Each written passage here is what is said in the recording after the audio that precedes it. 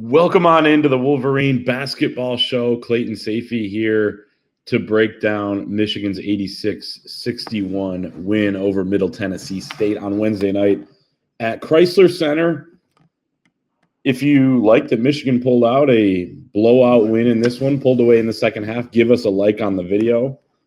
Thumbs up button there is much appreciated. Also subscribe to our YouTube channel as well. And leave a comment. Curious how Nick Stauskas did on the broadcast. I heard good things from some people who were watching on TV, but want to hear your comments. So leave that in the comments below. Also give us your takeaways from Michigan's win over Middle Tennessee in those comments below. We'll check those out. Be replying to some people down there, so make sure to do that. Also head to the Wolverine.com for all of your coverage from this game, but also football, recruiting, NIL, transfer portal, all that over at thewolverine.com. You can get in right now, premium access for your first week, just $1. So great deal right there. I got my 5 takeaways up from the game over on thewolverine.com right now, so check those out. But let's break this one down. Michigan gets the win, 86-61. It was a 6-point game at halftime, 36-30. You had the 3-point play pretty much at the buzzer with 0.4 seconds to go, and Michigan probably should have fouled up top. They didn't do that. They had some fouls to give, and they get in there. So it was really more of like a 9-point type of game at halftime. A little bit of a frustrating first half for Michigan, and then in the second half, they just were able to run away with this thing. A lot of the reason why was Yaxel Lendeborg, who didn't play a very good game a week ago against Wake Forest last Tuesday. Played really well down the stretch in the game against TCU on Friday night. He was one of the big reasons why they won that game and why they were able to win that one by 4. And then you had tonight where he was kind of feeling things out early. He got more aggressive and more confident and more comfortable, it looked like, as the game went on, and just decided to keep, going right in, bullying his way in scoring at the rim. He was a perfect 7 of 7 from 2-point range. He made all of his free throws, 5 of 5 from in there, and finishes with 22 points, 12 rebounds, 3 assists, 2 steals, 1 block, and no turnovers for the UAB transfer, who was a preseason first-team All-American. And it's been a little bit of a process for him getting up to speed, getting comfortable with these guys that he's playing with now. And I think it'll continue to be a process, but you saw him get more comfortable. You saw Michigan figure out what works and just go to that over and over against Middle Tennessee, have an identity in this game instead of kind of the helter-skelter, what do we do? They're trapping us. They're pressuring us. Who's the go-to guy? What roles are we in? Who am I on the floor with? What combinations work?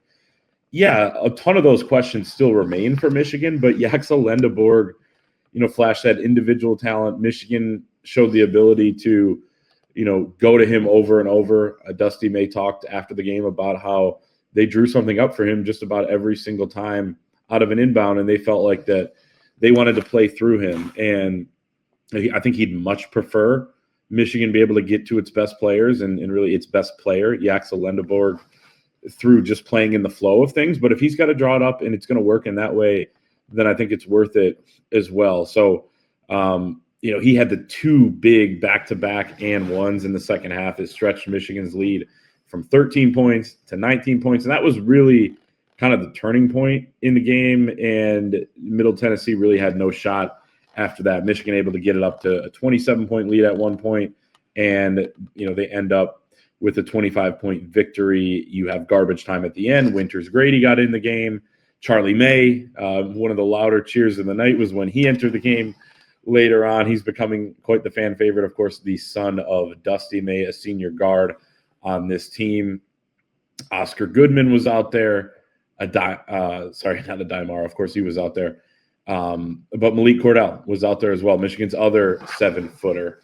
So, what Yaxel Lendeborg was able to do, what Michigan was able to do, pulling away, allowed those guys to get in the basketball game. It turned into a lopsided victory.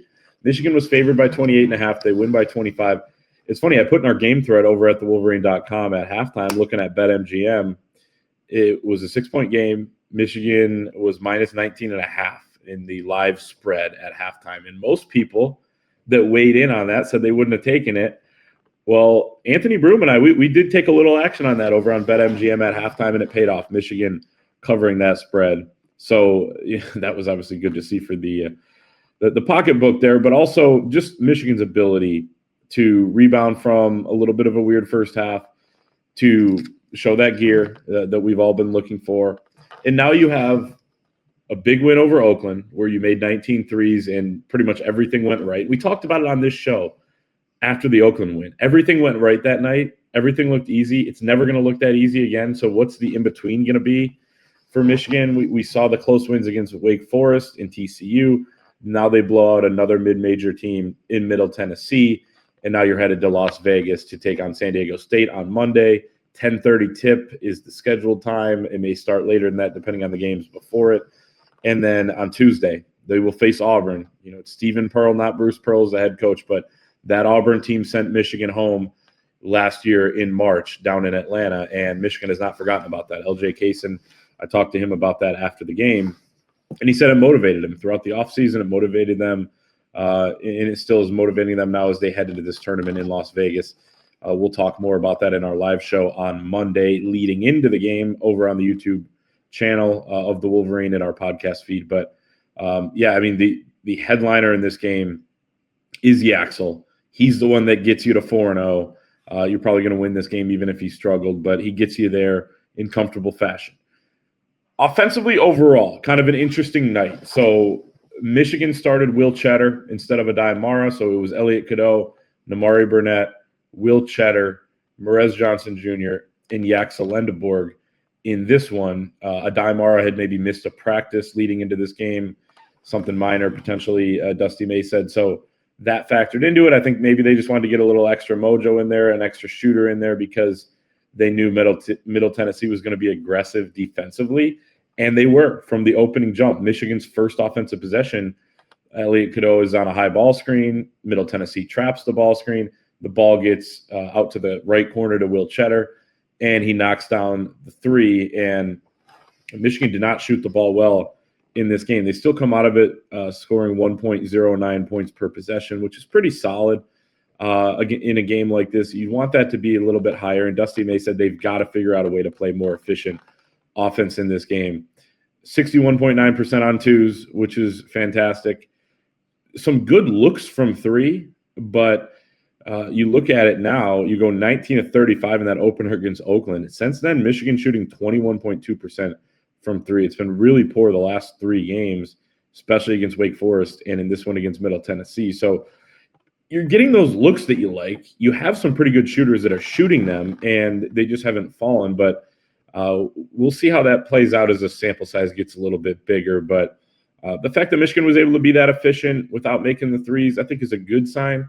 You did have some clunkiness early on. Elliot Cadeau with a couple terrible turnovers. He had to travel. He also had the weird hook pass that went out of bounds into the stands, essentially, and he got benched for that. LJ Kaysen comes in, and I thought added a really nice spark off the bench on offense and defense. He scored 8 points to lead Michigan at halftime. Roddy Gale steady throughout as well in the backcourt, but then Cadeau comes back in, and I thought played pretty solid, ran the show when he needed to. You know, he doesn't bring it up every time because he doesn't have to. This team can use whoever gets the rebound to get up the floor and push.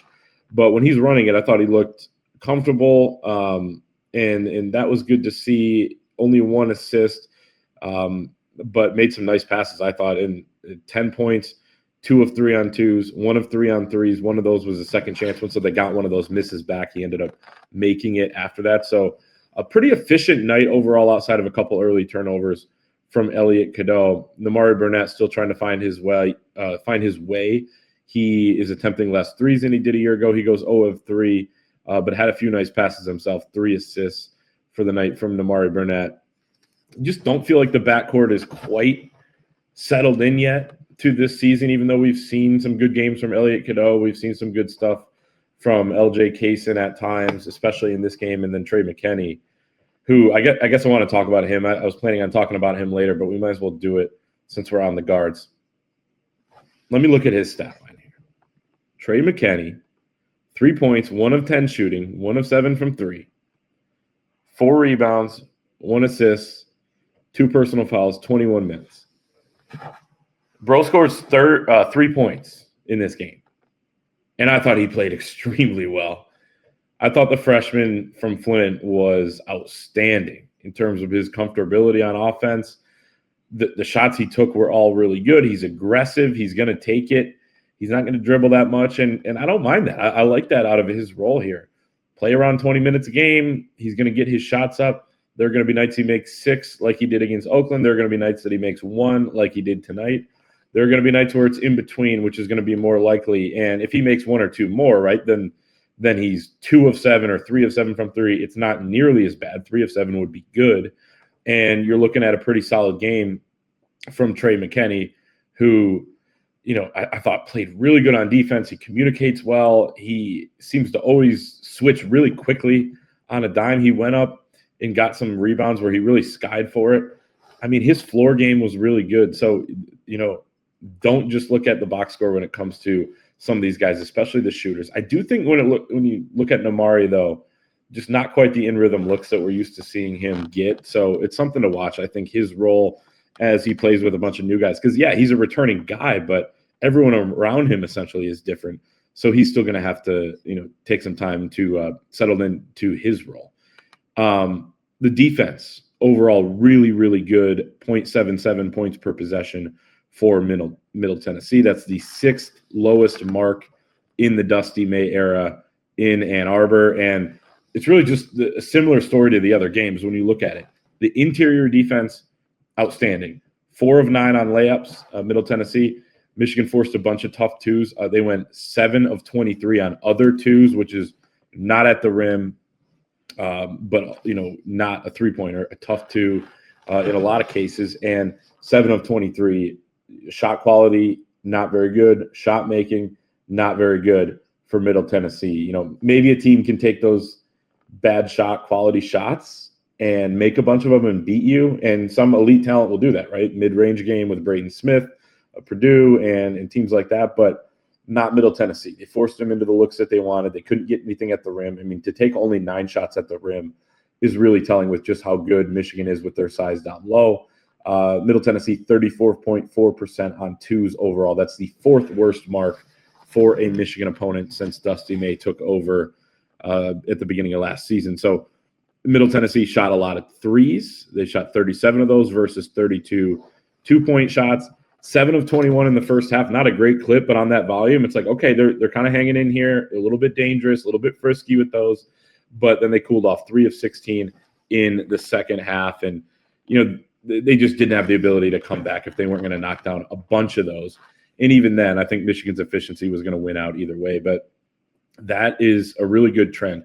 When you look at Michigan defensively on the season, opponents are shooting 39.2% from inside the arc. That's 7th best in the country. And on the flip side, 62.3% is Michigan's 2-point field goal shooting percentage.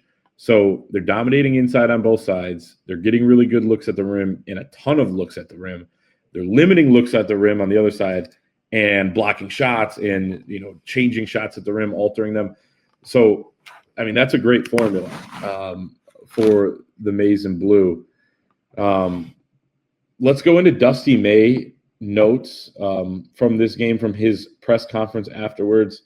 He felt like the scout was out on them, that teams are going to start pressuring the ball. They're going to trap ball screens.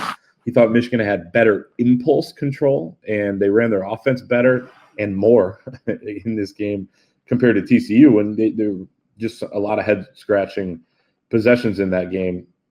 He said, we're not ecstatic with the performance, but we'll keep pushing forward. He feels like the goal is to be better a week from now than they are right now. And he said, we're a growth mindset program. We are not going to get too high or get too low about some of these performances. We want to get better. We want to be playing our best basketball in March. Yaxel Lendeborg, he called him awesome on the offensive end. Mentioned the stuff that we talked about earlier with just the way that they were drawing things up for him out of inbounds, things like that. And he felt overall with the 3-point shots, they got a bunch of paint touch threes where the ball goes in, comes out for a 3. Those are in rhythm. Those are usually made at a pretty high clip, and they chart all that in practice. And, he felt like some of those looks just went off the back iron. He feels like those are going to fall in in the future. He called their cheat code going to Yaxel Lendeborg, and said that teams are going to start scouting some of the things they did with him out of the inbounds and running the offense through him. So he's going to have to adjust to that. But the fact that they ran it through him tonight effectively and that he has that ability, I think, is a really good sign. Let's see. Winters Grady got those minutes late in the game. He said Winters is in a tough spot because he's an elite shooter, but, and he's going to be able to impact this team. But it's just tough being kind of the 10th guy right now. He said maybe next week when they're playing potentially 3 games in 3 days that he'll get in there, or the Big Ten tournament or whatever it is. And he said it's tough to stay ready when those minutes are not consistent. We saw it with LJ Kaysen last year that, he didn't play in a lot of games and he was kind of out of the rotation. And maybe you're told one night, hey, you're going to go in tonight, and then it doesn't happen. And then maybe you don't believe it the next time, but then you do get in and maybe you struggle a little bit and you're very limited time. You don't have a ton of time to recover from some of the mistakes that you might make, and you're a freshman, so you're going to make some of them. So, I think Winters Grady outside looking in when it comes to the rotation right now, that's pretty clear, especially because he had an injury in the preseason and missed that first game. But there's something there with his shot, and Dusty said he thought his shot was going in. It was online. He attempted a 3 but didn't make it. Let's see, the defensive effort. He said he loves what we can become defensively. He feels that they didn't rebound quite well enough in any of the first 4 games. Let's look at it here with Middle Tennessee. 13 offensive rebounds, 12 second chance points. Michigan with a size advantage there. Not a huge size advantage like the Oakland game or even the TCU game, honestly. But he feels like they can offensive rebound a little bit better there. So I think that's a work in progress. You do see them offensive rebounding on the other end pretty well. Merez Johnson, haven't really mentioned him yet.